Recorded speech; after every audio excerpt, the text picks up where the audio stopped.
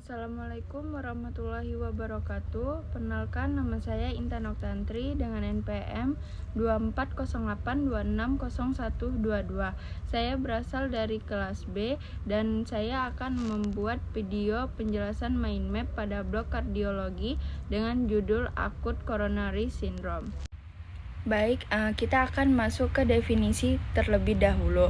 Acute Coronary Syndrome atau biasa disingkat dengan ACS adalah kumpulan kondisi yang terjadi karena penurunan cairan darah ke miokard atau otot jantung secara mendadak. Biasanya akibatnya pecahnya plak aterosklerosis dan terbentuknya trombus atau bekuan darah pada arteri koroner. Dan penyebab utamanya ACS itu adalah ruptur, terus adanya pembentukan trombus koroner, dan adanya emboli koroner. Terus adapun faktor risikonya yang tidak dapat diubah ialah seperti usia, baru, jenis kelamin, dan riwayat keluarga penyakit jantung. Yang dapat diubah itu seperti hipertensi, diabetes mellitus, dislipidemia, merokok, obesitas, dan kurang aktivitas fisik. Adapun patofisiologinya yang pertamanya itu terjadi arteriosklerosis pada arteri koroner. Yang kedua itu plak pecah atau yang mengalami erosi.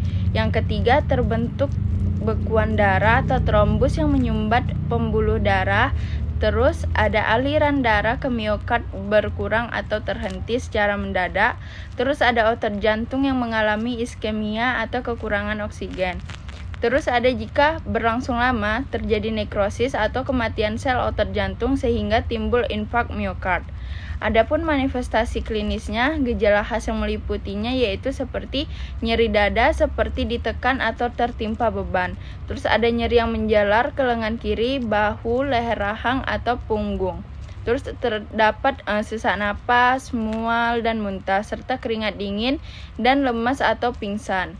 Terus adapun cara kita menegakkan diagnosanya melalui dari anamnesisnya yaitu terdapat nyeri dada khas dan faktor risikonya. Terus pada pemeriksaan fisik mencari tanda gagal jantung atau shock. Terus pada troponin itu penanda paling sensitif kerusakan otot jantung dan CKMB sebagai penanda tambahan. Adapun tata laksana terapi awalnya yaitu morfin bila nyeri berat dan oksigen jika saturasi oksigennya itu rendah atau di bawah dari 90%. Terus adapun terapi reperfusinya itu kita menggunakan primary PCI yang dimana itu adalah pilihan utama bila tersedia.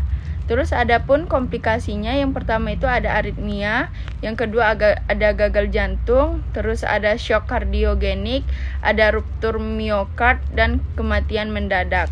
Adapun prognosisnya yaitu pada jantung kecepatan diagnosis dan kecepatan pemberian terapi reperfusi. Prinsip penting pada ACS atau time is muscle yang semakin cepat aliran darah ke jantung dipulihkan, semakin banyak otot jantung yang dapat diselamatkan dan semakin baik prognosis pasien.